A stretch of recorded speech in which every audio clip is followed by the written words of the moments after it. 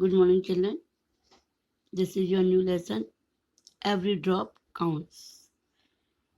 This is the time. It's story time.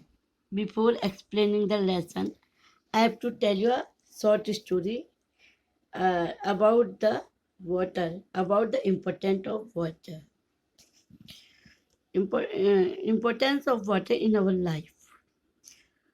Now listen the story carefully. Paro lives in a small village in Rajasthan.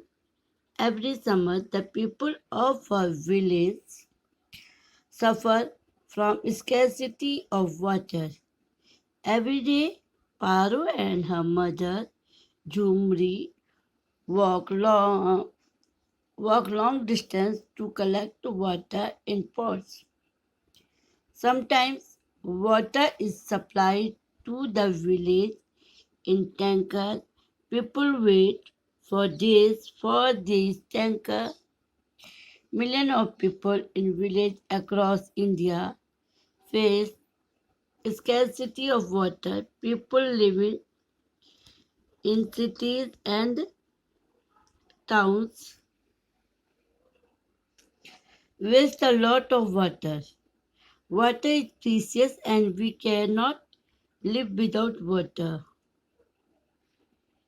Human beings, animals, and plants need water to live.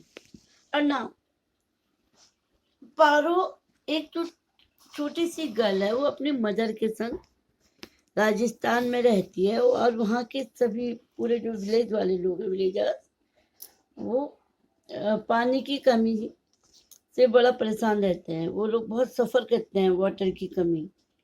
तो और अब पारो and her mother जो झूमरी है, पारो की जो mother है, वो और पारो डेली एक बहुत लंबी डिस्टेंस में जाके वाटर कलेक्ट करते हैं।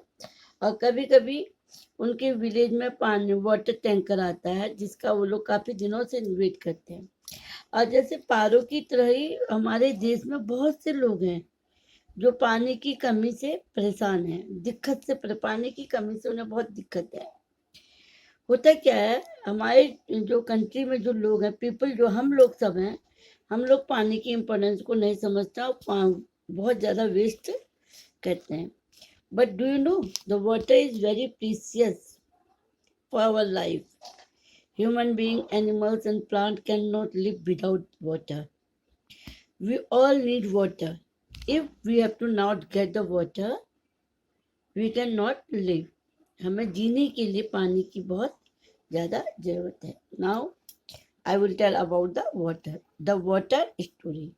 Mother Nature keep changing the form of water. Let us learn about the different state of water, from water to water, from water to water vapor, then cloud, and then back on the earth as rain water.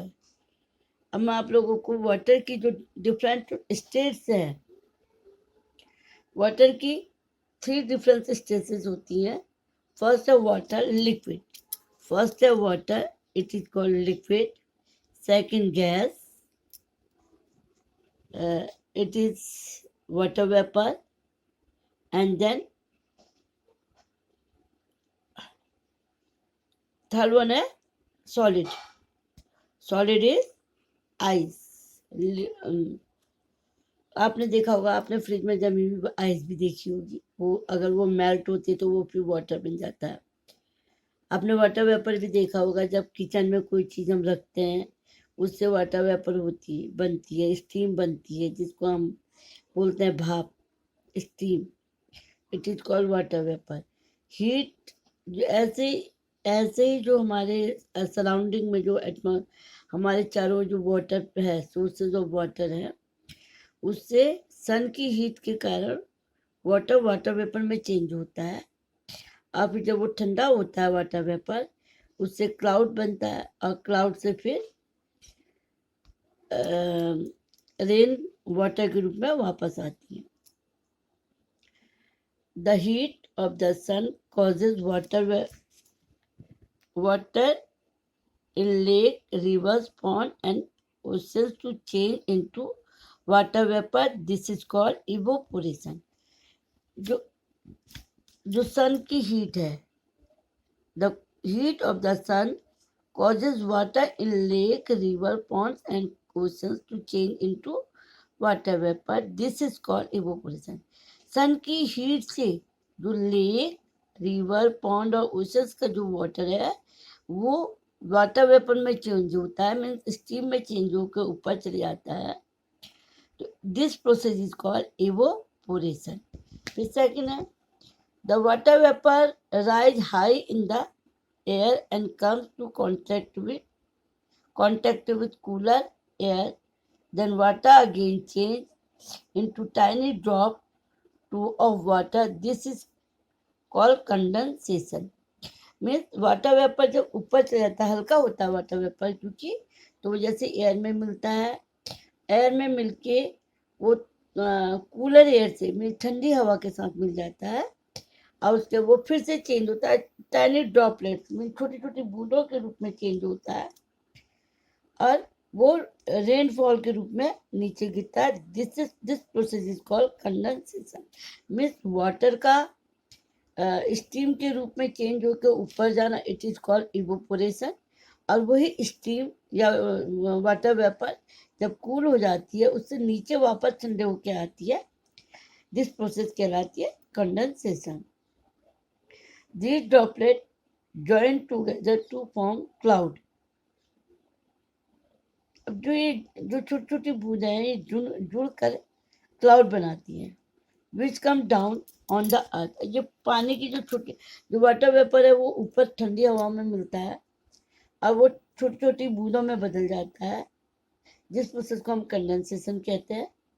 और condensation के बाद क्या होता है, जो छोटी छोटी बूंदें होती हैं ये एक साथ मिलके क्लाउड बनाती हैं, क्लाउड फॉर्म करती हैं और जो कि डाउन ऑन द अर्थ फिर वापस अर्थ में आती है एज अ रेन के रूप में. Sometime it is very cold, there may be snowfall instead of rain. कभी कभी क्या होता है बहुत ज़्यादा ठंड हो जाती है तो वहाँ पर रेनफॉल के बदले रेनफॉल होने की प्लेस में स्नोफॉल हो जाता है, मीन्स बर्फ गिरने लगती है. This process of change in the state of water is called water cycle. जो वाटर की जो स्टेट चेंज होते हैं मीन्स लिक्विड से आइस से लिक्विड, आइस मेल्ट होता है मीन्स सॉलिड जब मेल्ट होता है वो लिक्विड बन जाता है मीन्स वाटर बन जाता है. और वाटर को जब हीट मिलती है वो स्टीम बन जाता है इवोपोरेट होके और फिर अगेन कंडेंसेशन प्रोसेस से वो वापस वाटर बन जाता है. मीन देखिए you see water has 3 stage: solid, ice, liquid water and gas vapour. ये जब पहले आप देखिए सॉलिड होता है, जब मेल्ट हो जाता है वो वाटर बन जाता है. वाटर बनने के बाद वो फिर गर्म हीट पाता है तो वो वाटर वेपर बन जाता है. देखिए सॉलिड है फॉर्म है, लिक्विड फॉर्म है, गैस फॉर्म है. इस प्रोसेस को हम बोलते हैं वाटर साइकिल. देखिए मैं आपको वाटर साइकिल पिक्चर में दिखाती हूँ. देखिए वाटर बॉडीज है, ठीक है, और ये सन है. सन की हीट सी में पड़ रही है, ये सी है, इसकी हीट जो पड़ रही है वो सी पे पड़ रही है और यहाँ से वाटर इवोपोरेट होके ये ऊपर जा रहा है और जब थोड़ा कूल होने के बाद ये क्या बनाता है, एक क्लाउड फॉर्म कर रहा है. क्लाउड फॉर्म करने के बाद जब ये क्लाउड थोड़ा और हैवी और कूल हो जाता है, हैवी और कूल हो जाता है तो ये फिर से एक वाटर के रूप में चेंज होता है एज अ रेन के रूप में. ये फिर से ग्राउंड में आता है, फिर रिवर में मिलता है, रिवर, पॉन्ड, लेक में मिलता है. उसके बाद यही वाटर आगे जाके फिर से सी में मिल जाता है. देखिए it is called a water cycle. एक चक्र होता है.